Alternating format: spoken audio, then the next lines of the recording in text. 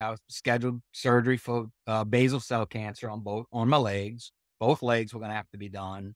One was going to have a 5-inch graft, and I was dealing with prostate issues. With my PSA was 17, and just had scheduled another MRI. I had one 2 years before. Well, this time the MRI came back positive with 6 spots. So Mm. I knew I was going to have that taken care of. So I kept putting it off. Well, finding Raymond and them and seeing the rolling 48s and seeing all the YouTube videos about cancer and fasting, I dove into the fasting and started doing rolling 48s and then went up to 5-day fast. And for 3 months, that's all I did.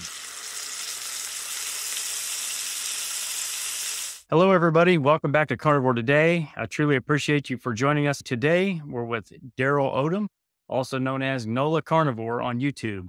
Thank you so much for joining me today, Daryl, and sharing your journey. Can you tell us a little bit about yourself? Thank you. It's great to be here. I've just turned 55 in January. I'm retired police sergeant, but still working for the police department as a contractor. Uh, Huge history of weight problems and dieting issues. I always tell everybody I was a professional dieter. I go back as far as when baked potatoes was considered a diet.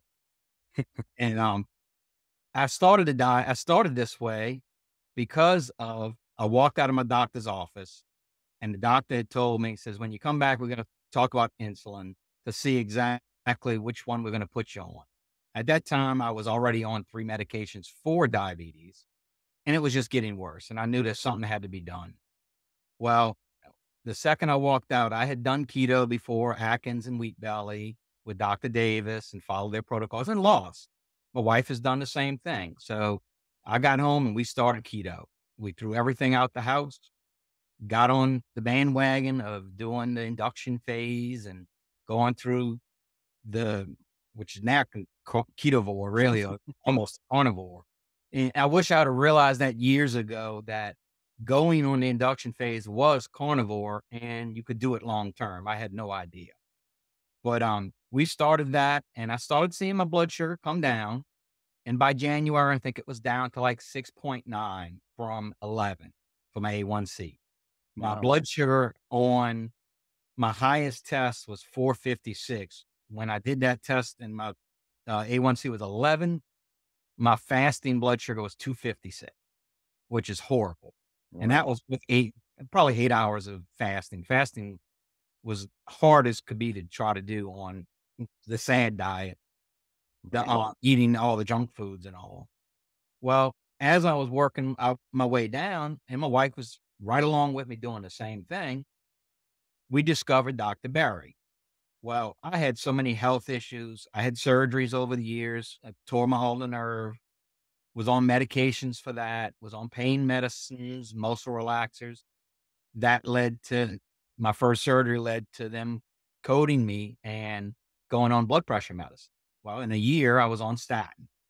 Then the metformin came right after that. And nobody in my family ever had diabetes, ever.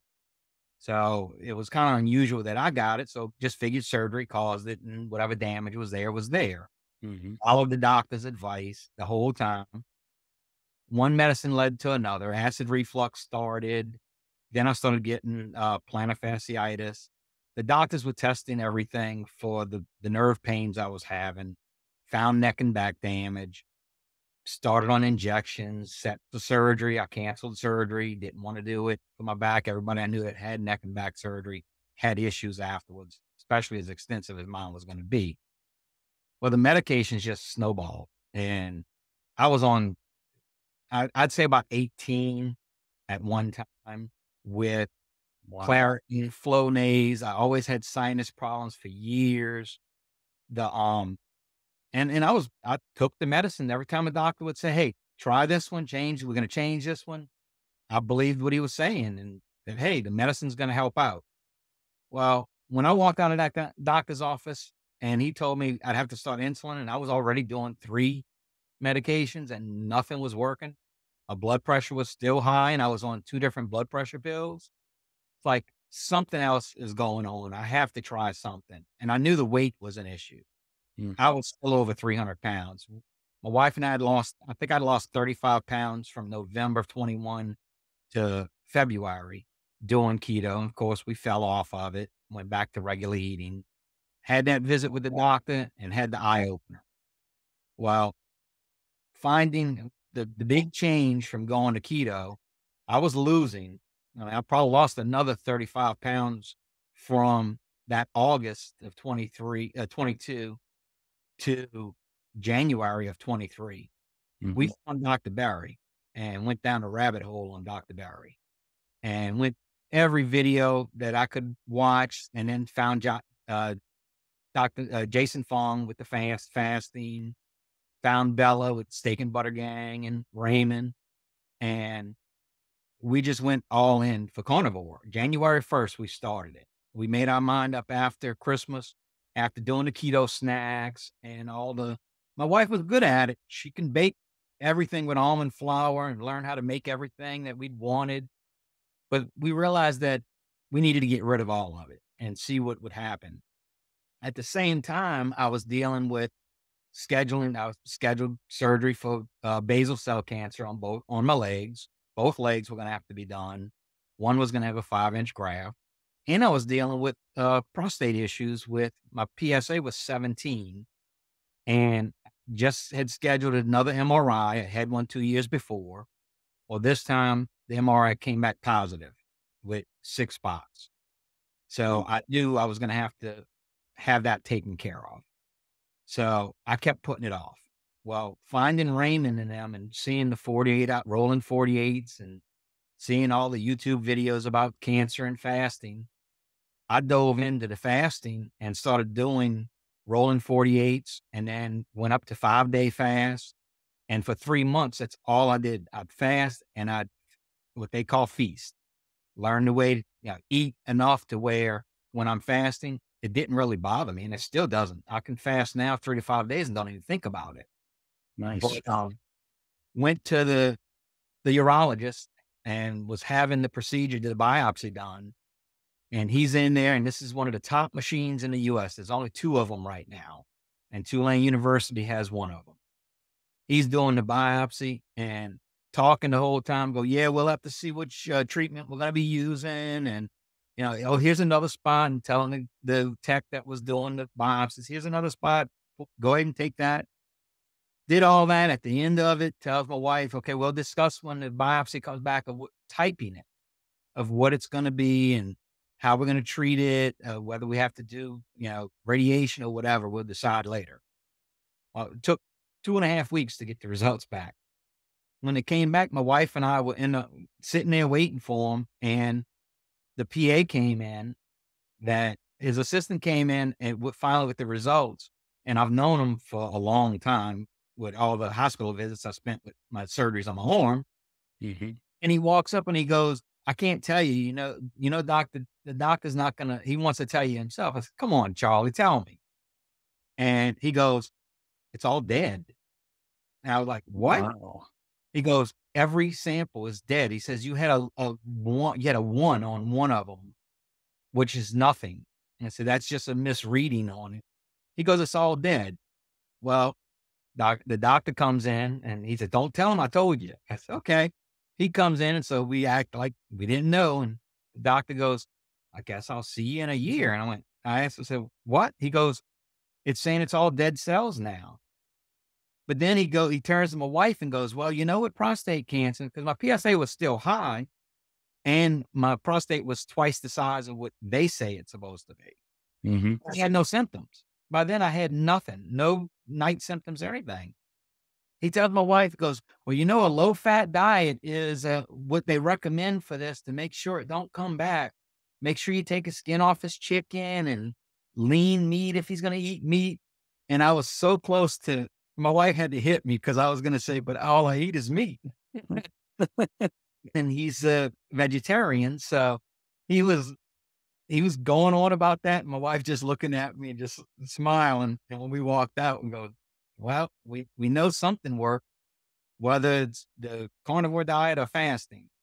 By then, I was already off all of my medication. The only thing I was taking, and I still take once in a while, is naproxen for my back. Other than that, I don't take anything anymore. I was able Wow. to do everything. While doing the fasting, I started weaning off of all of it, including the Flonase. I haven't used Flonase now or Clarin in at least a year and a half now, but since we started, I don't think I've touched it. And all the other medication, I just keep the bottles as a reminder. And that's when people ask, well, you couldn't have been that bad. And I show them my pictures of how I was. It's like, oh, even friends don't even realize it because you're around them all the time. Right. But Yeah, it, that's awesome. mm, So let's rewind a little bit and go back to your health. Was you were in pretty poor health and you're searching for answers. So how did you actually find Dr. Berry? Were you searching for a specific diet or just kind of cures to what your ills were or what? we were already doing keto, and my wife found we were following Dr. Davis with Wheat Belly and Mm. doing his protocols and Atkins. I kind of take everything and put it together for what works for me and my wife too. And, whatever I can glean from each one, I'll try it and see if it works. And if it works, well, Dr. Berry, we found his keto stuff first. And then we saw the video on carnivore and we were like, wait up, this is actually a thing. And the more I looked into it, and my wife will say, I remember everything. So we'll go through the videos and I'll say, well, you remember you said this, or cholesterol. And that was the thing with me was the statins too, being on them, watching his videos and learning about cholesterol and then going into all the other ones and seeing exactly what everything was. But Dr. Berry was like the rabbit hole for it. And we watched other people and we were watching a lot of the keto stuff. Like we still watch, Two Crazy Ketos.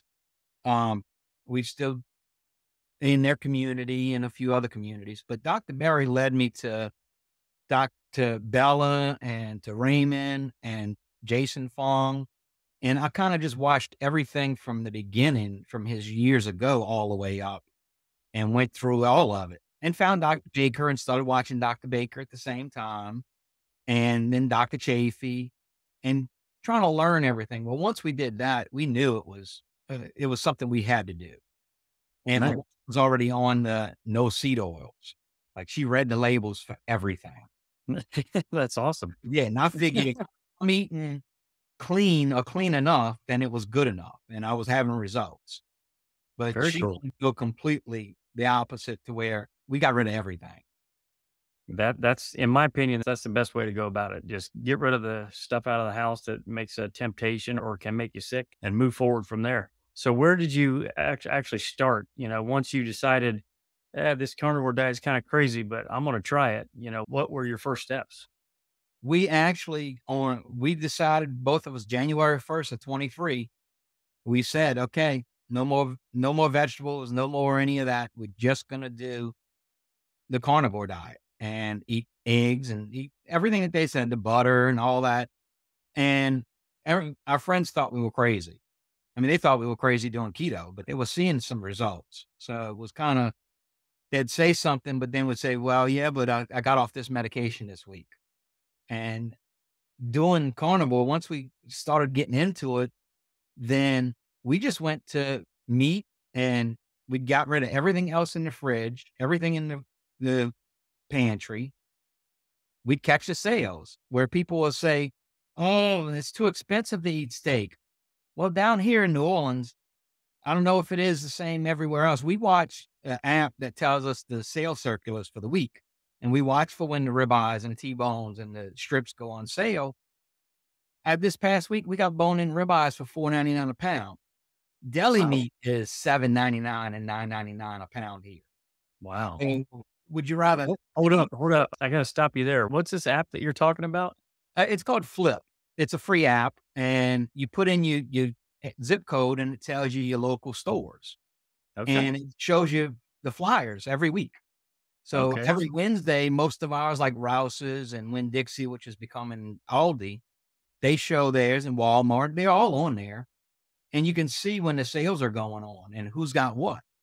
So, and I don't mind if I'm gonna drive somewhere and get, ribeyes for $3 off more, because when you walk in a store when it's not on sale, even down here, it's 16, 17.99 a pound for the same meat. And it's like, that's crazy. Sam's is cheaper than everybody, but if you can get it cheaper than Sam's, then why not? And people go, oh, well, it's not prime. I don't care. But better than everything else that's out there. Mhm. It's still steak. True. Yeah. We'll definitely link that app in the description below for everybody. That's an excellent resource. So, did you find it troublesome at all? Did you encounter any issues or problems when you first started? The first 2 weeks, pretty much with the keto flu, even though we were already keto, we were still eating the grains and eating almond flours and all. So we did have some stomach problems like everybody talks about. Um, but I didn't find it hard to change over to it because I was thinking, the cancer and everything and my health. And I was kind of thinking about that either you go in all in or you don't do it at all. And because you're not going to keep it up. If you go in all in and you get the mindset, it gets you there. And when the mindset gets you there and you start having, after the first 30 days, just the clarity and the brain fog that's gone and any depression that was there is gone. I mean, for me, it happened quick. Some people say it happens, 3, 4 months before they start getting that. But for me, that went away right away. And I Wow. started seeing the benefits right off the bat. My energy level shot through the roof. Nice. That's awesome, Daryl. So, okay. So now you're starting to see improvements. What was the first improvement that you seen? The very first thing that went away after 3 days of carnivore was acid reflux, and I was taking 4 different things for that. I was on Prilosec for years. I was taking Tagamet, and I was doing Tums and Rolaids. I'd wake up in the at night, and the doctor told me, he says, "You're gonna get to the point where it's gonna be Barrett's." He says, "You're gonna have to have something done with your throat because it's eroding it away." Well, after the first 3 or 4 days, I noticed I didn't need to take anything. Wow. I stopped taking the Prilosec, and I'm like, I don't have any acid anymore. I'm not waking up in the middle of the night, and that's how bad it was. I'd wake up in the middle of the night and have a mouthful of acid, and my wife would always worried about it. And I was like, well, it could be the other medications. It was the food. It was completely the food. Wow. So acid reflux is gone. What were the next things to go away for you?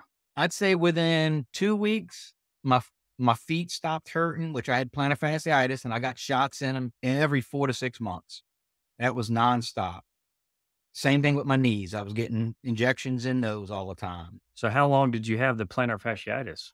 Oh, I've had probably 7 years. It would come and Wow. go, and I So you had it for 7 years, and within 2 weeks, it was the gone. pain is gone. And Wow. I'd change out shoes every 3 months because my feet would hurt so much because of it. And That's at the same incredible. time, I was getting neuropathy, and I thought it was just from the diabetes, but it's also from my back.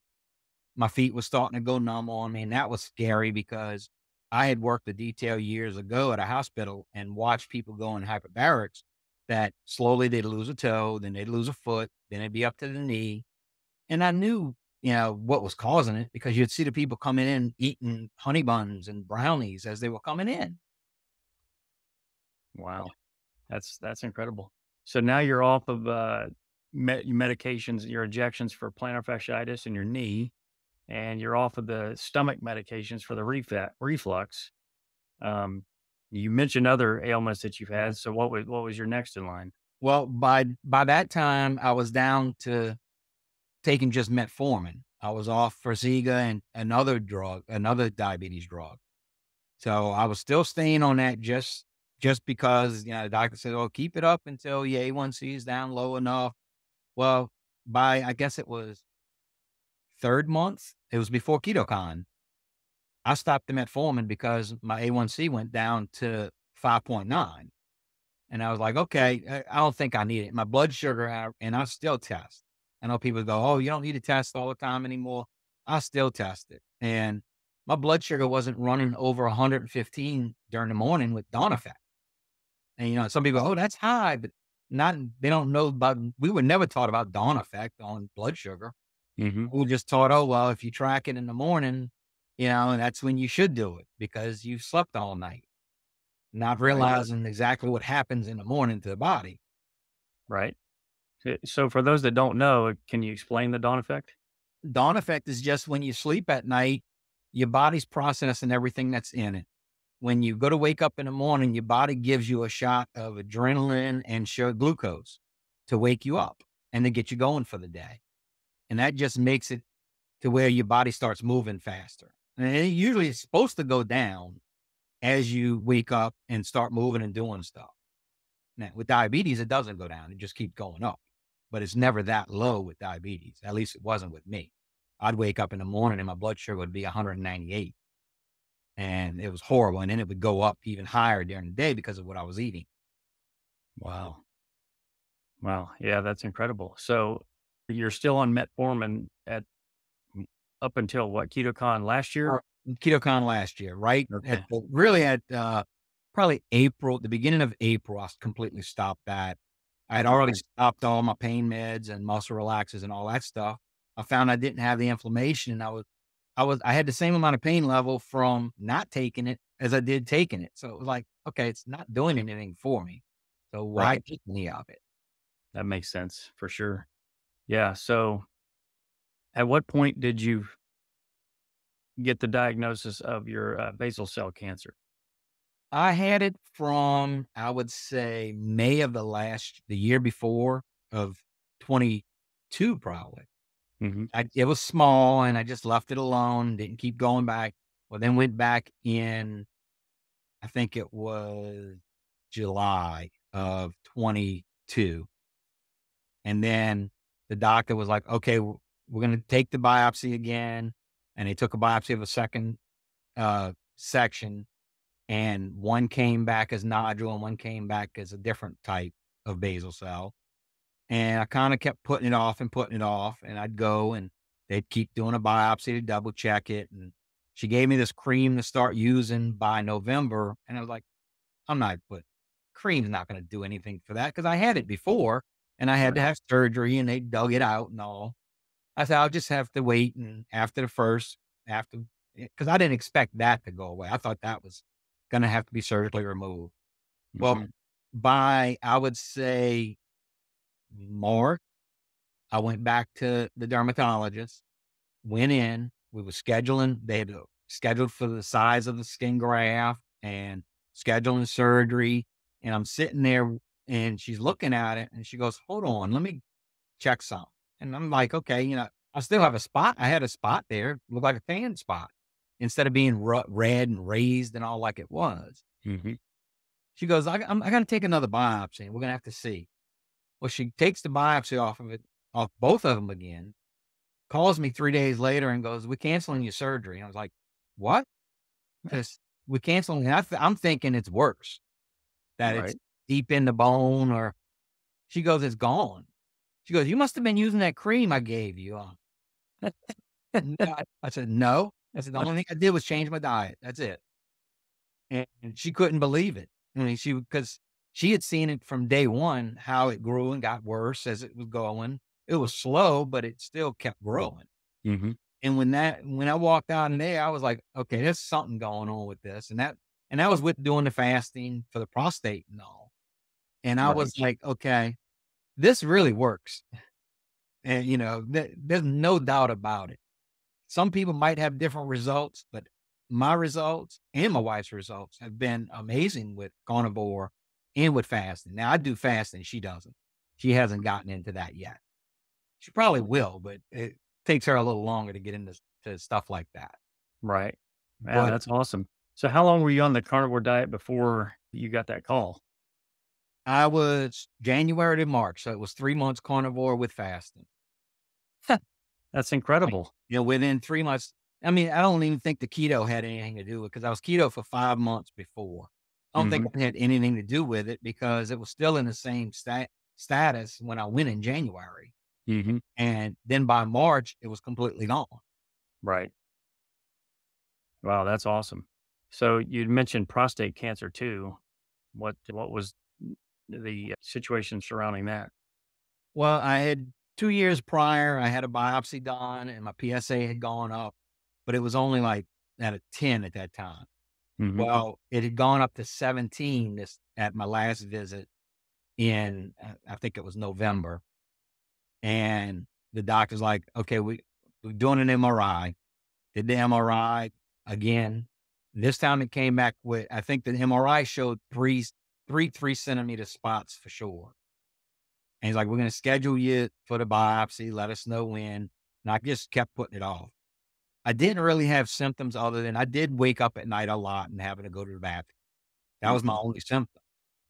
But I knew at that point, okay, something had to be done. And between that and the diabetes, that was my big push for carnivore and then getting into the fasting atmosphere too, of how to truly fast and not have that. I mean, most people, when they fast for their blood work, it's horrible. Just stopping eating at night and in the morning, and Mhm. you leave your blood work and you're ready to go eat again. You're ready to go grab something. Yep. But I did that, and with the prostate, just coming back with the biopsy showing, and doctor, he found 3 other spots and they were all around the same size. And typically that would say, okay, you definitely have it or you had it. And he told me before I even had the biopsy that, oh, you have it. We're just going to see what type it is. And Mhm. when the results came back, and as shocked as he was, I was shocked just as much because I knew diet had a lot to play and that you could starve cancer because you take fuel away from anything, it's not. Mhm. You take fuel away from us, we can only live so long. And Right. just having that happen, it was an eye opener. That really is what pushed me to start telling everybody about how we were eating and what we were eating too. And because they would see the weight loss. I mean, you see the physical changes, and some of Right. that comes fast when you're really overweight. I mean, I was probably at that point, I had got down to maybe 285. I'd already lost about 30 pounds again, but it was staying off. It wasn't coming back on. And just telling them, hey, I just had cancer and it's gone. And they're like, well, what did the doctor do? And it's like, the doctor didn't do anything. It's strictly the diet, the food. And it's not a diet. We always say diet, but it's really not. It's a way of eating. Once you get into it, you don't want to go back because you realize how you felt. When I look at my old pictures, I can tell, I know how I felt during that timeline. Absolutely. Yeah. I agree with you 100%. I will never go back. And this is not a diet. It's absolutely 100% a lifestyle. And I can't imagine doing anything else the way that I feel right now. So, yeah, that's well said. So, what's your PSA now? It's down to, it was 10, the last test I had, which is still high, Hmm. but it's a whole lot better than 17. And my doctor had already said the 2 years ago when I had the test done, he just labeled me as naturally high on PSA, but I am seeing it come down. So when I got to go back in June. They'll do another MRI and do the other tests because I have blood work regularly. That's one thing that I did track for the last 2 years, pretty much. I was in the doctor's office every 3 months with blood work, with new blood work, so I could track everything the entire time. Now, once I found Dr. Berry and went and got into his lab book of what we should have, I started having him add on a lot of other tests, like the fasting insulin. Like, Hmm. why don't doctors ever check that? That's part of diabetes. Right. They don't, they just check the glucose and that's it, the A1C, and here's your medication. Not what caused it, or is there something else going on? Because I had fatty liver disease. I had already had a scan, and that was discovered probably 8, 9 years before. Hmm. So I knew I had liver damage, and then I had some heart damage that from the surgery that I had with anesthesia.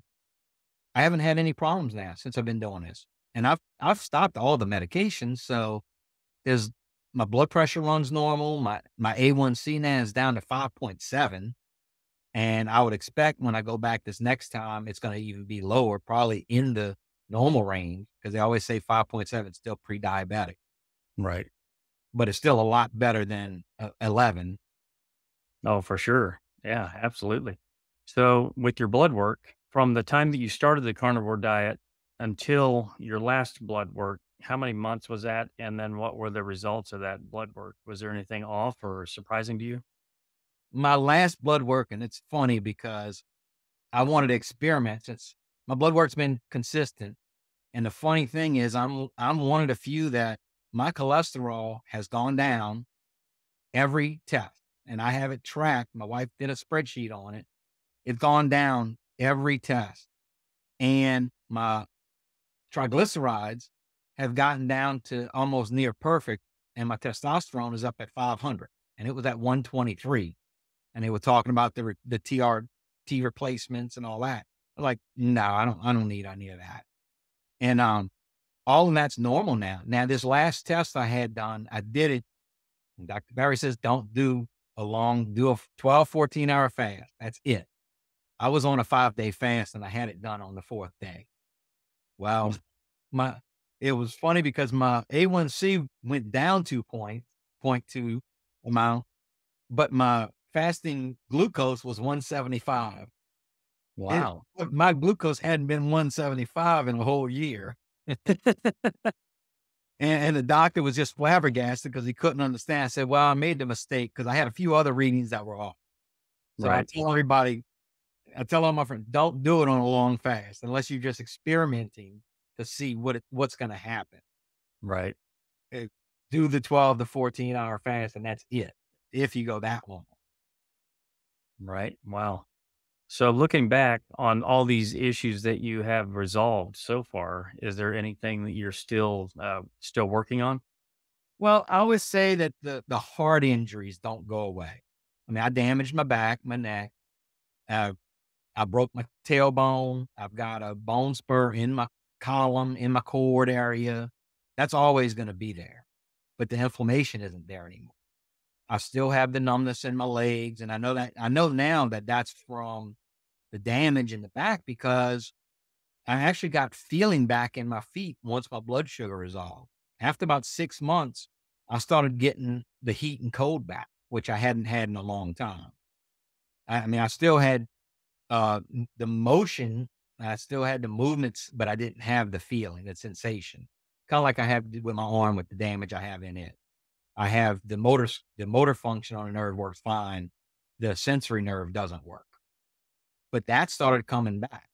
And I noticed my balance better and that I was able to move around easier. And just without the inflammation, it's a night and day now. But then pretty much that's the only thing that stayed around. My eyesight was, my wife would tell you, I was having to start wearing magnifying glasses. And they always say, oh, after 40, you're going to start wearing glasses. Well, I made it up to 54 and 53. And then I noticed my eyesight getting a little worse and I'd have to wear like a 1.25 reading glass. Hmm. I haven't had to use those at all this past year. Wow. That's I awesome. That was the first thing that I noticed that was big to me was I wasn't grabbing. In fact, when I grab them, I'm noticing that it's bright, but it messes with my vision more than Right. Wow. That's incredible. yeah, I'm doing mine. I think in 4 weeks I'm going back. And with the last one I had, I put it off 2 years now. The pressure was high in the eye and and my blood pressure was running high during that time too. So I knew it was all related to all of it with the health problems and all. Right. I'm expecting it to be a lot different when I go back. Yeah. That's awesome. So how many total medications were you on that you're actually off now? I counted up 18 total that, and I was probably on more than that because I would take some and the doctor would say, okay, try this one, stop taking those two. And it was more of especially with pain meds, they try to find what works and what helps. And I went through the whole plethora of all of it. I mean, since '02, I was on uh, metformin. I was on the pain meds. I was on muscle relaxers the whole time for almost 20 years. In November of 21, I made my mind up to stop the pain meds and the muscle relaxers and just see how my body was doing. And I was scared that my body is getting used to it, even though I wouldn't change my dosage. My body would get used to it, and I wouldn't know if I was injured somewhere else. Hmm. So that was my first thing I quit in 21 and did a little diet, did a little keto and lost a little bit of weight and then went back to regular eat.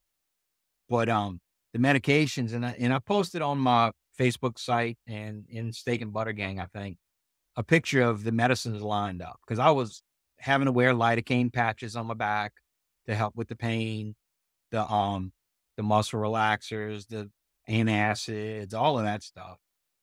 And it's crazy to think that I'm not having to take any of that. I mean, the only thing I take now, I'll take, we do liquid vitamin D and, my wife's doctor's a naturalist that has it made up. We still take that. Now, I don't need it because my blood work says I'm optimal range on it. And just like the B12, I'm one of the ones that my B12 is up into the 1200 to 1500 range, which is the doctor goes, "Well, you got to stop taking B12 because I was doing shots. I hadn't done shots in over a year and a half, over a year and a half. And it's just a matter of the medications. I mean, just to get off of them and not to need them or not to depend on them. Because I think Hmm. that's what happens is we start depending on them, thinking they're the magic pill, and they're really not. Because when getting on this way of eating, you start seeing that it's all most the 90% of it's diet related. Heart injuries aren't. I mean, you once you broke a bone or tore a nerve, severed it, that's damage. Hmm. The inflammation, getting rid of it helps it though. And a lot of people don't realize that that's where the pain probably is coming from the majority of the time with most ailments. Yeah, that's awesome. I love that. So yeah, I do agree that most of the ails that people have is diet related for sure, except for those, hard physical injuries. So in my notes here, you mentioned that you had fatty liver. Can you talk a little bit about that? Well, I was having side pains and my doctor sent me for a ultrasound to see what was going on. And that was the first thing that came up because I mean, being a policeman, they always, you drink, you go out all the time. And even at that time, I really wasn't doing that anymore. But he sent me for the ultrasound, did the ultrasound, came back definitely fatty liver. That it was at a bad stage, that it was almost to a cirrhosis stage. He said if I didn't change some of the stuff I was doing, then it would get worse.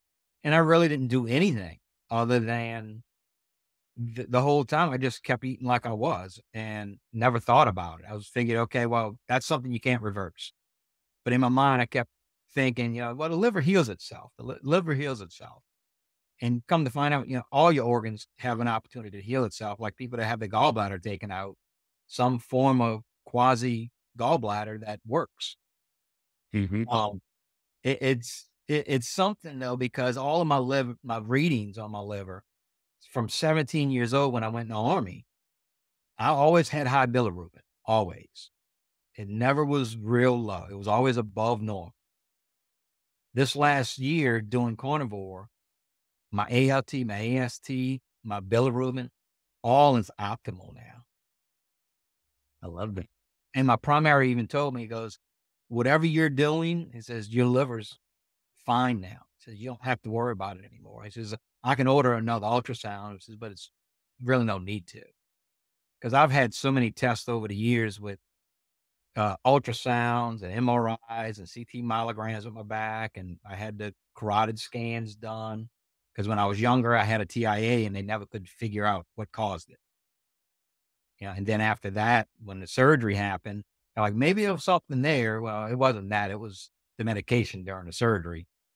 And then that's when the blood pressure started. Okay. Wow. So how many different doctors have you been to recently? At least two, right? Your primary care and then oncologist. I do my primary. I did the urologist recently. Um, my arm surgeon. Now I've had 8 surgeries on my arm. I severed the nerve in an arrest back in '02. I've actually had a surgery last January when they went back in. And normally I'd have been on pain meds for about 4 to 5 months after waiting to do PT. In 30 days, when they went to pull the stitches out, I had only done one pain pill right after the surgery. Didn't need it. Wow. Didn't Wow. need it whatsoever. And that was February 10th of last year. Well, March 10th, when they took the stitches out, he had to pull them out. They were grown in so much. And at that point, I was doing a lot of fasting too at that, because I was doing it for for the cancer, not really for that. Right. And he was like, "I don't know what you're doing, but, this is grown in." Well, by another 30 days when I went back, it almost looked like I didn't have surgery. It had healed up that much already. And he was amazed, and did all the tests and all, and says, "Are you wanting to do physical therapy?" I said, "I don't think I need to." And usually I would be in physical therapy for 6 months, trying to get the use of the hand back. Didn't need it. It just came right back like nothing happened. Wow. That's incredible. So out of all these doctors that you've been to, how many of them have you revealed that you're eating a carnivore diet to? I told my primary and I told my arm surgeon, and he's a really recognized arm surgeon for our region, for the United States a lot. And he's the one, this last visit, he even told me, he goes, the weight loss is awesome. He says, you look great. He said, "You've totally changed yourself." He says, "But your attitude has totally changed." He goes, "You don't have a fog over you anymore." He says, "I could tell you." And I've known him 20 years. So Mhm. he's like, "I can tell that you're a different person." He goes, you're not gloomy or, waiting for when's the next surgery?" He goes, "It's totally different now." And he says, "I don't know if it's just your diet that you're doing." He says, because at first he asked me, "So are you doing Ozempic?" And I'm like, "Nope." So don't, never. Right. Yeah, that's awesome. So what was your primary care doctor's reaction when you told him? Now, my primary had seen me do keto, lose 30, 40 pounds, gain it back. And his thing was, when I told him I was doing this, until he started seeing the results, he was like, "Well, yeah, people start it up and they don't stick with it." And he was like, "Okay, well, you need to take this medicine and that." But then when he started seeing the results, he was like, "Are you still doing that diet?" I said, "No." I said, "I'm doing a way of eating." I said, "I'm not doing a diet because I eat all I want." I said, "I Right. don't restrict how much I eat." And he was shocked at it. I said, "I don't have to restrict." I said, "That's what I tell people." I said, "Diets, you're restricting everything. The only thing you're restricting here is the carbs. And once you get them out of your system, you're you're gold." I mean, you're like, "Okay, what do I want to eat?" And you might eat once a day. And that's if you're hungry. I love that. So in a typical day, what does meals look like for you? Well, we found, we got a dehydrated, a little Kasori dehydrator. One of the YouTubers recommended. We make about 3 pounds of bacon jerky every 2 to 3 days. That's our snack. I get Egg Life wraps. I'll do a little sandwich, a little wrap with that. But we typically will eat a ribeye or a T-bone for dinner, or a strip. Just depends on what was on sale or we took out the freezer. Um, we keep the freezer stocked now. And for people that say, "Oh, it's too expensive," my food bill in 2023 is about a third of what it was in 2022. I mean, Wow. easily a third. We don't go out as much to restaurants anymore, and we're picky when we do. And sometimes we're disappointed because we're so used to cooking steaks ourselves that the way we like them. We're disappointed when we go somewhere and we tell them, "Okay, look, don't use any seed oils," and we got Benazati's little card that says it's allergy to seed oils and all. Right. So, but I've used that a couple times. But, it's just a total night and day with cost. And if people, if you shop the sales, and that's the big thing, don't think grass-fed, grass-finished. Down the line, you might wanna try that. You might wanna go to a local rancher, and we're gonna do that. We're just put out our old freezer and getting a new freezer in, and we're gonna go buy a farm raised. So we know there's a different taste with regular, even if it's grain finished. There's a Mhm. whole different taste from the grocery store to what you get from a ranch. And you Yep. can tell with the coloring of it by itself. And we used to have a local store, a butcher shop that did that, but they closed down about 4 years ago. And I always tell everybody ground meat from them was like when I grew up. It had a different smell to it than what it does now and a different taste to it. And that's Hmm. what it does when you get fresh. But you can do it cheap. I mean, like Dr. Barrett says, if you can afford hot dogs and deli meat, well, Right. here deli meats are more expensive than the meat is. Yeah, that's definitely a lot more healthy than Snickers bars and ramen noodles. And the money that you spend on it and the stuff you throw away. I mean, people don't realize how much vegetables you throw away that either you didn't finish in a meal or sat in the refrigerator that you didn't eat. Salad stuff and all. Absolutely. Yeah, and I'm right there with you in terms of cost. It's literally one third the cost of what I was spending before. It's incredible the cost savings that I've seen on this way of eating. I never would have imagined that because, but prior to eating the carnivore diet, steak, when you're eating a standard American diet, steak is expensive. Like you're Oh, already spending all this money. And then on top of that, you got to spend $16 a pound or whatever it is for a ribeye. It's like, well, wow, I can't afford that. But or you it's go out crazy and it's now. $30 for a ribeye or Right. $50 at some places. Yeah. So it's crazy now, essentially eating like a king and feeling the healthiest that I have in my entire life. It's hard to fathom. And that's why I can't shut up about this and talking Yeah. to guys like you and your stories and spreading the message because people need to hear this. The mainstream is, I don't think, going to spread this message unless there's some sort of a profit mechanism with it or motivation for them to do it. So we got to get out there and hit the streets and hit Bourbon Street and get running with it.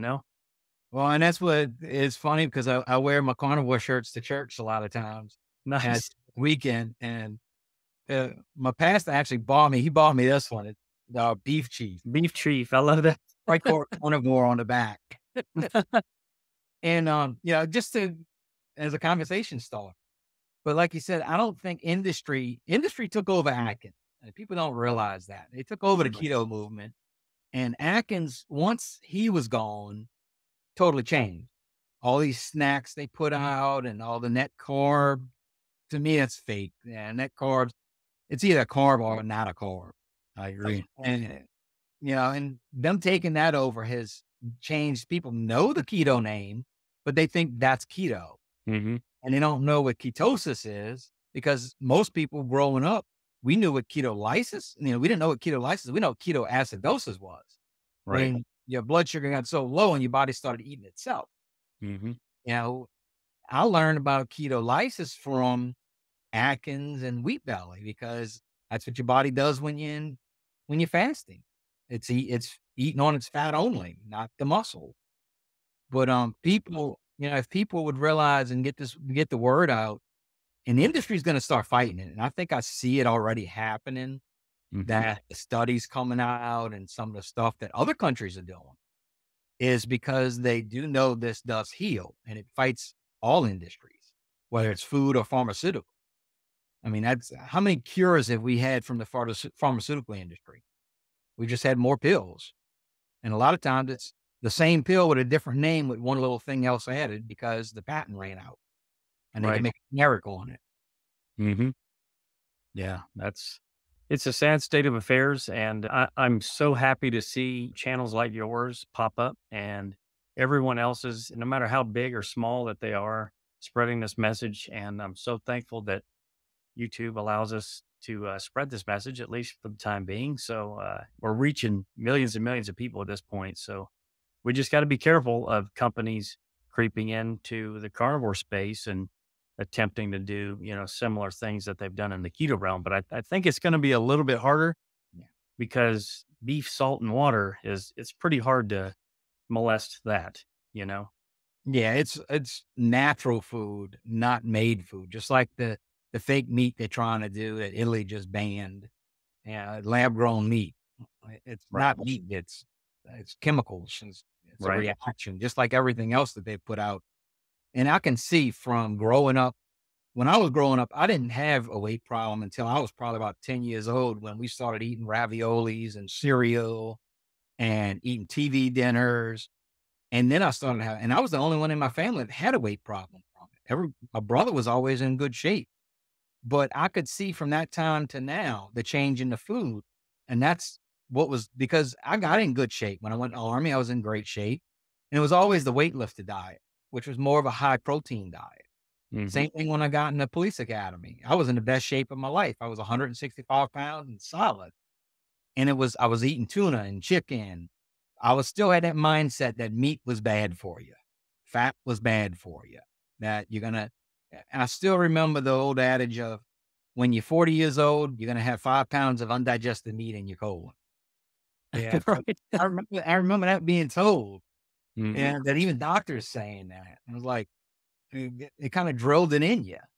Hmm. And now seeing that it's not true, and it took all these years to see that, to now, and we know the carnivore movement's been going on for a while, but now with YouTube, like you said, it's able to get the word out there.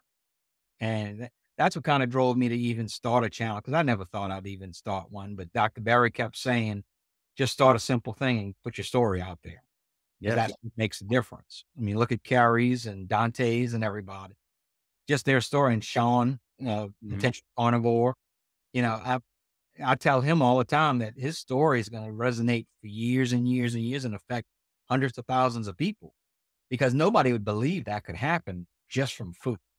Right. For sure. Yeah. I would have never found you if it wasn't for YouTube. So, anybody that's watching this, if you have a carnivore story, I would definitely encourage you to at least put out one video, with your experience on the carnivore diet and how it's helped you. You're not going to be providing medical advice or anything like that. Just tell your story, get it out there because the more stories like this that people hear, the more others are willing to actually give this a try. Because right now we don't have very many clinical trials in terms of the carnivore diet or this way of eating. And anecdotal evidence, after you've heard so many anecdotes, it becomes a theory then at that point and something that you could test yourself. So I definitely encourage everybody to go out and start a channel just like you have, Daryl. And I appreciate you for doing that because, I believe that, this interview is going to help countless people for sure to take the leap and move forward with their health, take control of their health and their body and their mind. Yeah, I believe that everybody's story is going to influence because that's what it did with me is seeing everybody's stories as I was going into interviews and watching other people say, hey, this happened or that happened, and realizing that it is possible. And like you said, that if the industry can't make a money off of it, they're going to fight it because it's going to affect their bottom line. And you're going to see that probably even more because how are you going to, unless you take over the farms and take over the cattle industry and the pig industry, the hog industry, that's the only way you're going to make money, which is the old ways. I mean, if we remember the stock market used to be based off of that. Hmm. Um, Cattle. And I mean, that was how it was driven. Hmm. Now it's driven off the big corporations. Yeah, for sure. So moving forward with your YouTube channel, do you see much that you're going to be doing with that, or do you have plans? Or I'm going to start putting out some more content about my journey and all. Lately, work has been so horrendous since I started it. And I do work, a lot of times I'll work 12 hours a day on the streets and then come in and I'm renovating the house. I still work on my cars myself. I do a lot myself. Um, but I do plan on starting to do some more videos and just putting out general stuff. And I share like on my Facebook, I share a lot of stuff on there. A lot of my photos of befores and afters. And you can see over the years with my photos that I mean, at one point in 2012, I hadn't even been on a scale for years. I was probably at like 365 easily then. wow. I would lose weight and people would go, "Oh, you're doing good." But it's like when they're around you all the time, that norm gets set. Even though I was active, I mean, Hmm. I didn't let it stop. Even my injuries, I never let it stop me from doing stuff. But now it's night and day when we go stuff somewhere. Walking around doesn't bother me. Uh, Up and down stairs don't bother me. And not having, I tell you, when we would travel abroad, not having to worry about bringing medication when we go on a trip, making sure I had enough that if I didn't, I needed to call the doctor, get a prescription written, get extra so I'd have it, not having to deal with any of that anymore. I mean, just that is a life changer right there. Hmm. How many times when you travel, if you're on pain meds, you got to declare it because you're bringing in a controlled substance. So they got to know what you're bringing in. And it's a hassle when you do that. Absolutely. So, yeah, that's a good point that you bring up. So you've saved roughly 2/3 of your food costs. So have you seen similar in the area of your medications? Oh, definitely. Because it's funny. I'm in the steak and butter gang. And Raymond asked me that same question of how much did you save? And I said, I was basing it off my copays. And I said, probably about 300, 400 a month. But then I went back and I looked at the cost of the drugs and it was like $4,000 a month. Wow. That thing that I was saying, that was not counting the over the counter stuff. So that was a Mm. cost that either the insurance company, somebody was writing off that, and even the 400 to 500 a month. I mean, that's a car note. Hmm. That's a huge savings to couple it along with food and all the food savings. It's Wow. just night and day when you go to, look at your bank account and you go, "Okay, well, this week I'm gonna go treat myself to a prime steak." And that's what we do. You know, if I do a 5-day fast, I may go pick up 2 nice steaks and bring them home, and we'll cook them at home. Yeah, that's awesome. So you saved probably, I don't know, I would venture to guess 750 to $1,000 a month in medications and food. Oh, easily, because I know we were spending probably with going out, probably 4 to 500 a week between the 2 of us, because we were doing the fast food. We were buying every day, energy drinks, coffee, all of that stuff out, and then still going and buying food, spending 3 or $400 at Sam's every couple weeks and throwing away half of it because it would go bad on you. Right, because you intended to eat healthy. You intended to eat out or you bought so much because it was on sale Mm. and you can't. You just can't eat it. Right. And now you find that like I find when I'm especially if I'm getting ready for a fast, I try to do a feast, what they call the prime beforehand for a couple of days. That way when I do start it, I'll let my body tell me when to stop. I like doing 3 to 5 day fast, but sometimes my body says 24 hours and I stop. But then I'll eat and then I'll start up again. And it's just a matter of learning to listen to what your body wants to do because everybody's different. Hmm. Like you say, some people will have the same results, some people won't. Some people have even better results. I mean, there's people in the carnivore community that it's amazing what they did in a year's time. I mean, the transformations they've made just off of food and not from starving themselves. Right. It's what used to be the thing is, oh, calories. Hmm. Cut your food down and move more. Right. Well, I made sure this last year that I could go back to my doctor and I could say, I didn't do one bit of exercise the whole year. I did work. I I worked love it. but now this year, and I made it to where March 1st, my doctor finally okayed. I just had injections about 3 weeks ago. I get them regularly in my whole arm because of the scar tissue that builds up. I can start doing weights again. I haven't done weights in 20, 22 years, 23 years since I got injured. So Nice. it's a life changer to be able to do that. I got to watch running because of my back, but I'm biking and that stuff. I'm going to start back up and I want to see my transformation. I always tell Raymond that I want to stand next to him at KetoCon and look like he did in his best picture. Nice. Yeah, that'd be awesome. Yeah, that'd be super cool. So I'm in agreement with you 100%. I lost 80 pounds without a single lick of exercise. Once I got down in weight, it was like, man, I feel like I'm lighter than a feather now. And I've got all this energy. Now I feel like working out. And it's probably better to do it then than it was when I was heavier because now there's less chance for injury. So, yeah. And then the cost of like, I tell people the cost of carnivore says, yeah, I spend some money because I've had to buy clothes every couple months. Right. But I don't know if y'all have Ross. We have a Ross Yeah. store.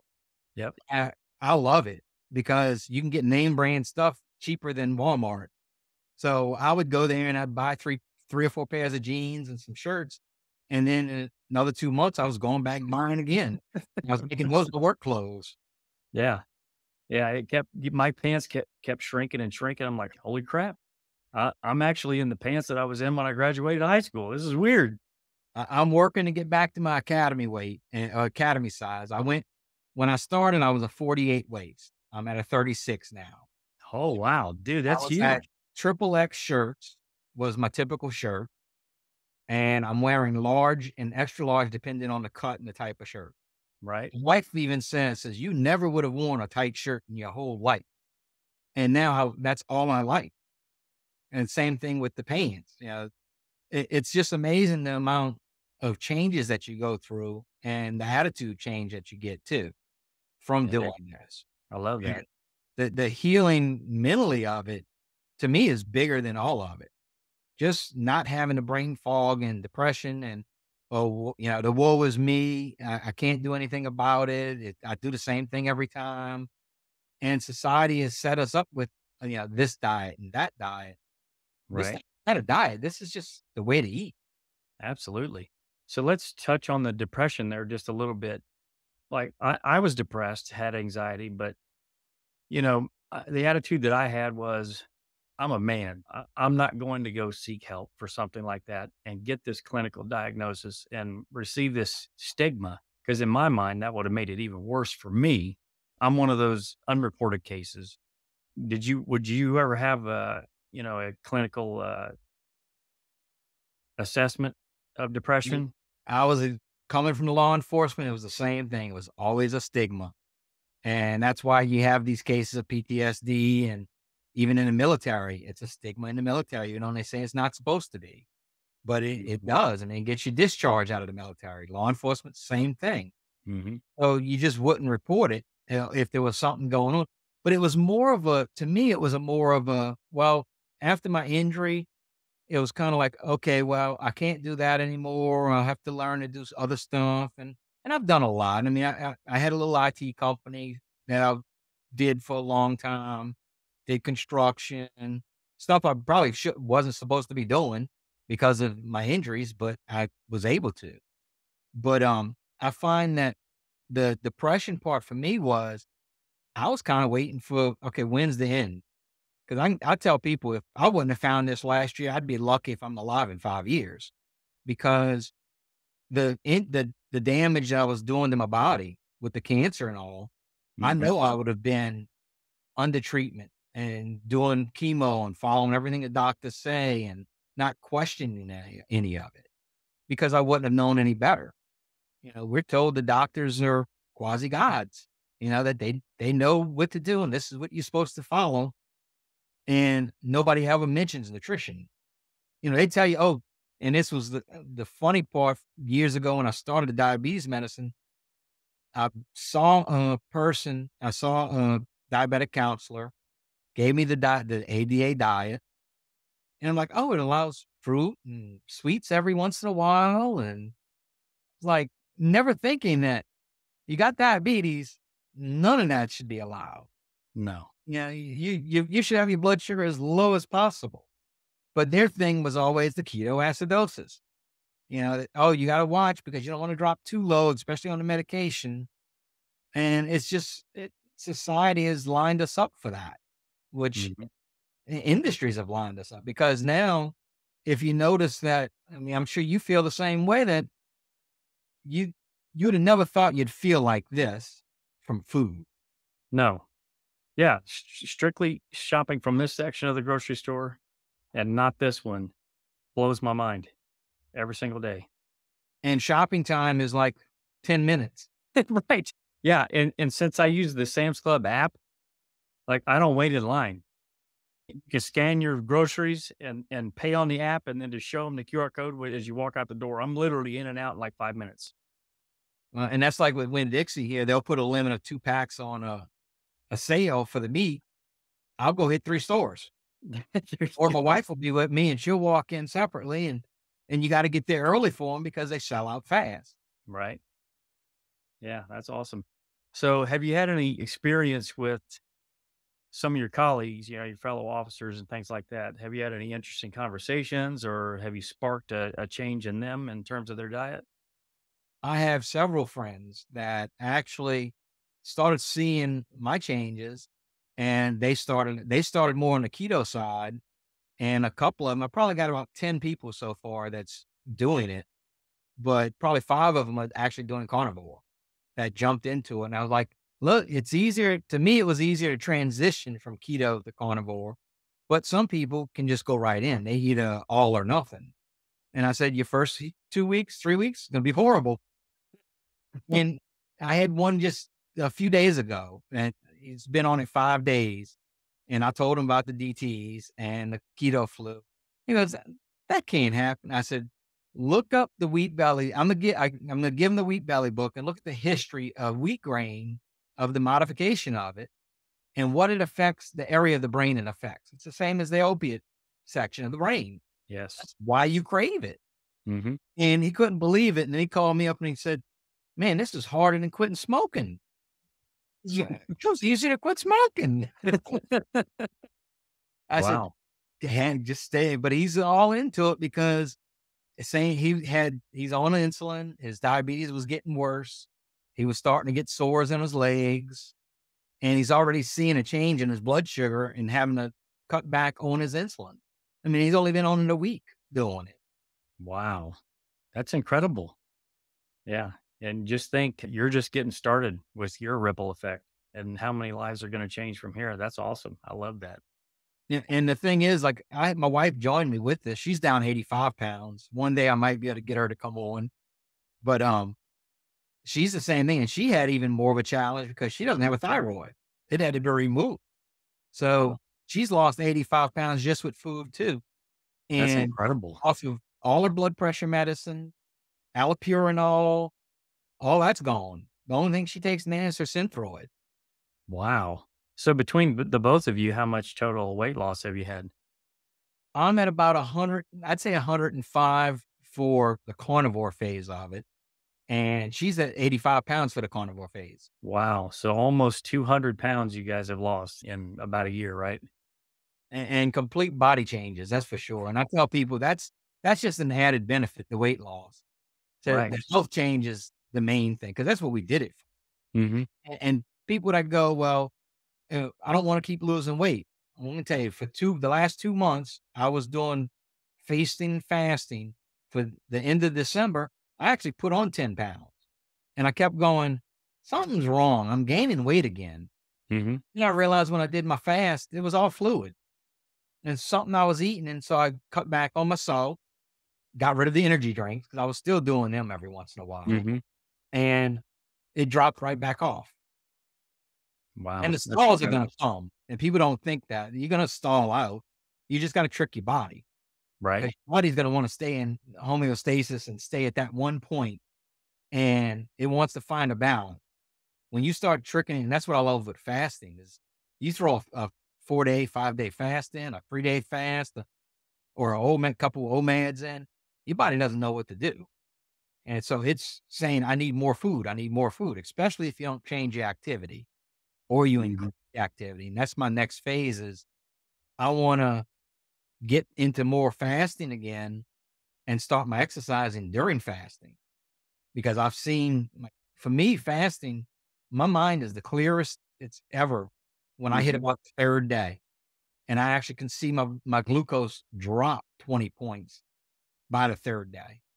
And Wow. there is no brain, the clarity's there. And my wife will always say, "I remember every single thing I ever hear and everything I see." And I remember one of my doctors says, "Well, you must have an eidetic memory." I said, "Well, I don't have a photograph of me." I said, "I do remember a lot." And I do. And she's like, "Well, with this," and she's always saying, "Well, you need to start coaching." I said, "I'm a teacher with law enforcement stuff." I said, "My coaching for carnivore right now is going to be just telling everybody what's happened." Right. Or letting them ask me, because I have a lot of friends that'll ask, "What are you Hmm. doing? What medicine are you taking? Yeah, are you taking Wegovy? Are you taking Ozempic?" Like, "No," I said, "I wouldn't touch that stuff." I said, that everything that's coming out right now is you got to be on it the rest of your life. And if you don't realize that and the problems that come from that, nobody reads the warning labels. Like statins. What turned me against statins originally was my blood sugar kept going up, and I was doing a decent diet. I wasn't eating all the sweets because I knew it was bad, but my blood sugar kept going up, and I was like, something's going on. And I saw a video about statins causing diabetes, and that they had a label stat that about 50 to 60% will get diabetes from statins. I'm like, nah, that can't be real. I looked at my bottle, and my bottle actually has on it, may cause diabetes now. And it was so What? prevalent, they had to put that on them. Wow. I asked my doctor, and my doctor was like, "Oh, yeah, that could." Not to mention, I had been diagnosed called RSD, which is like fibromyalgia, and it was all from that. I haven't had a problem with the nerve pains and the RSD. I had because of nerve damage. I get alligator skin sometimes. Well, I Mhm. haven't had that since doing carnivore either. It's been Wow. over a year and a half since I've had that. But it's amazing that, you know, they just they push those statins and they don't tell you the real risk, yet it's on the bottle. Right. And I was Yeah, on that years. I was on statins for 20 years, and my cholesterol was still high. wow. So It's a wonder that you're seeing the benefits that you are because of the damage that's been done by those drugs over all those years, for sure.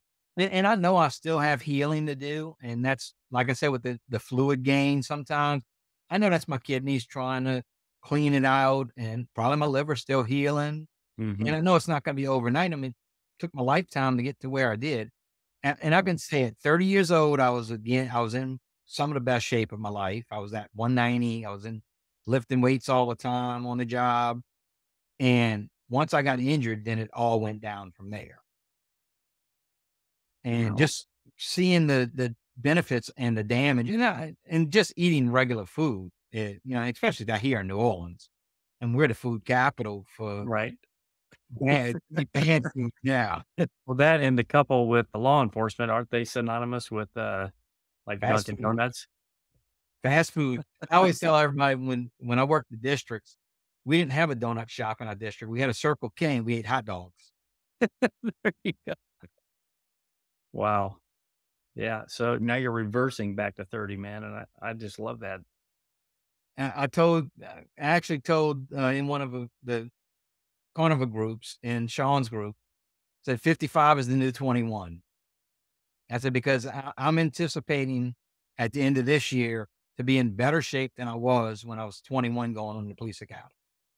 And if my body allows it, my Right, body might not allow it. But at this point, just having the gains and clarity and health gains kind of negates anything else that could ever happen. right. Now, a year and a half ago, would you have ever thought that was possible? No. And like I said, a year and a half ago, I was thinking, okay, well, I might be around another 5 years, if that. I mean, my dad died at 44. My grandpa died at 50.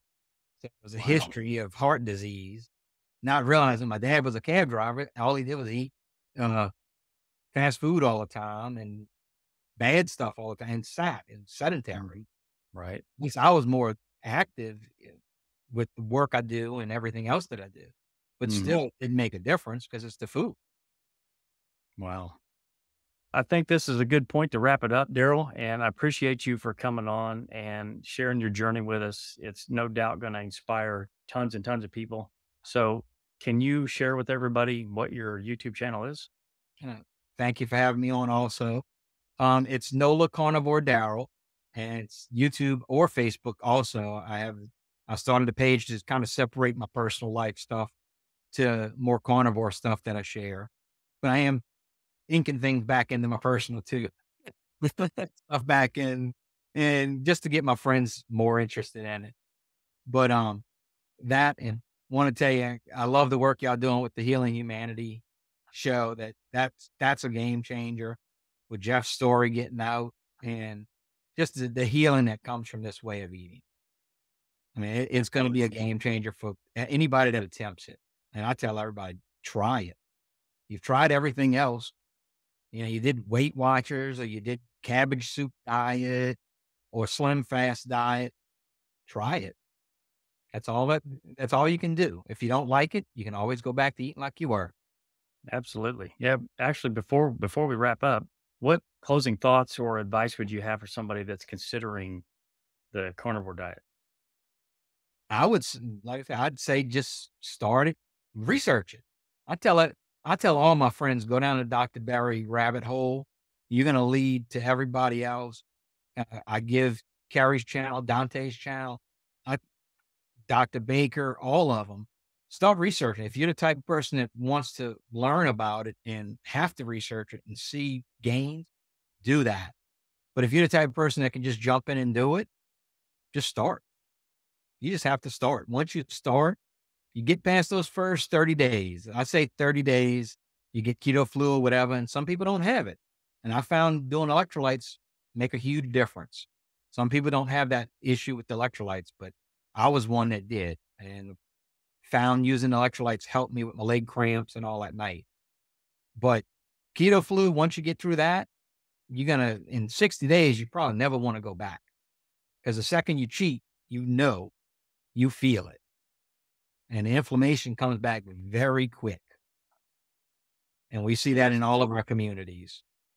It's not like, oh, 2 weeks from now, you're going to feel it. It's the next day. If you had bread, carbs, pizza, you know it because you're hurting again.